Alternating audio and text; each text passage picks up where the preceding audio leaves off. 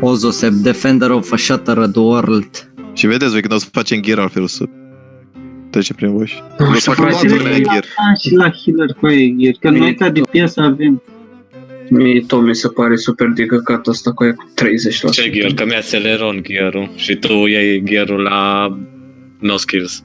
Nu bă, mie nu Eu? mi-a luat. Eu Dar n-am... cine pizda, mă, te-am luat eu gear, mai prost. Am zis așa numai, n-am zis că ai luat. Dar Am zis că o să iei gear-ul. cum să iau cu Claude gear la plate, măi, și ăsta? Tier-ul în pizdă la măta.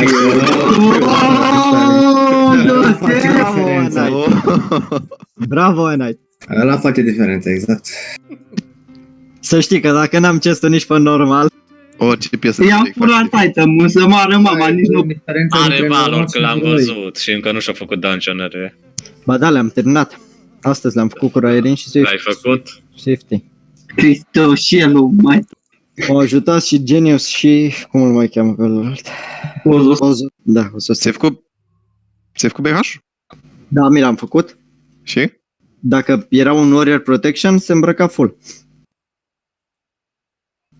Nici măcar ring de PvP